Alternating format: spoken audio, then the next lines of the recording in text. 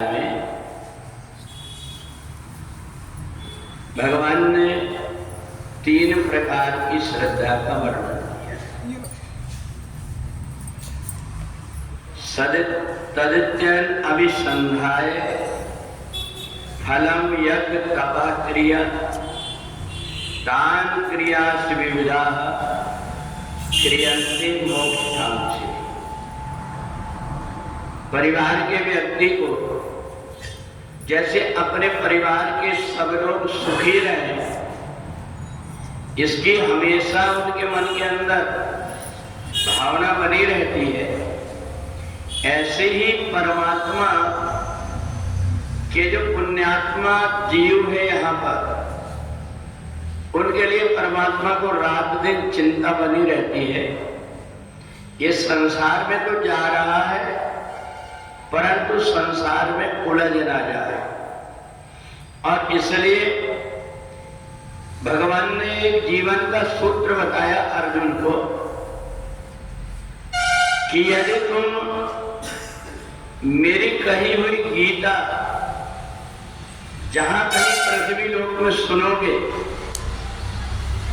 तो जीवात्मा को बंधन में पढ़ ही नहीं सकता जिस व्यक्ति ने गीता का श्रवण किया है। कोई व्यक्ति ये सोचता है मैं यज्ञ करता हूं, दान देता हूं, तप करता हूं, सब प्रकार के वेद शास्त्रों का अध्ययन करता हूं तो मेरे को पुण्य होगा।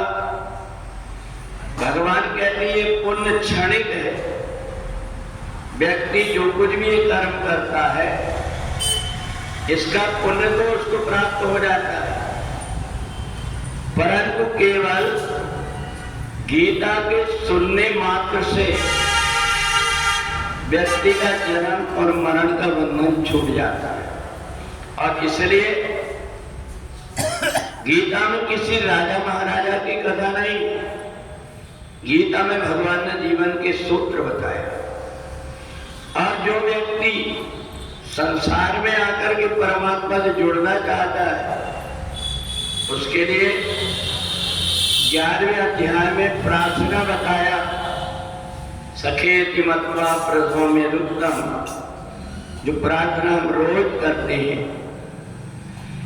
ये प्रार्थना करने वाले व्यक्ति के पीछे पीछे परमात्मा वैसे ही चलने लगते हैं जैसे तुरंत की जनी हुई गाय अपने बछड़े के पीछे पीछे भागती है। तो इसलिए 17वें अध्याय में काजल के कोटरे में कैसा वो सयान हो जाए, इस संसार में आकर के जीवात्मा मोह माया में भटक जाता है, परंतु गीता एक ऐसा साबुन है जो अंतःकरण के मैल को दूर कर देता है।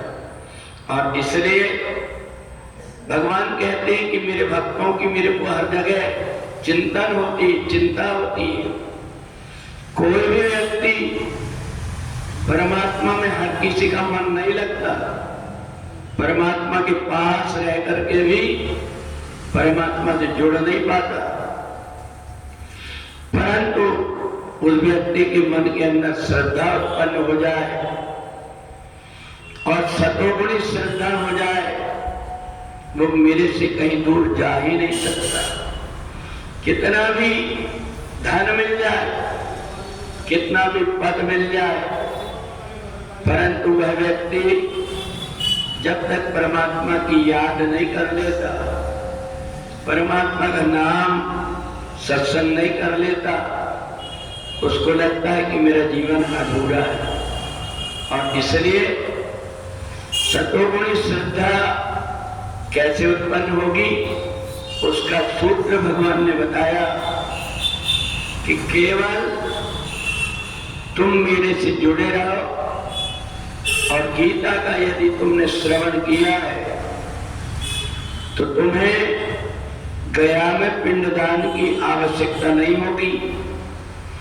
गया में बहुत से व्यक्तियों का पिंडदान होने के बाद में भी वो यहाँ वहाँ भटक सकते हैं, परंतु गीता का ज्ञान हृदय में धारण किया हुआ व्यक्ति इधर उधर भटकता नहीं।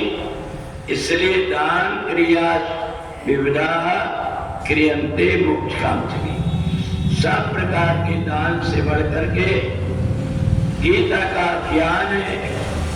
और ये व्यक्ति धीरे धीरे अभ्यास करता है, अपने आप उसको ऐसा लगने लगता है जब शरीर छूटता है।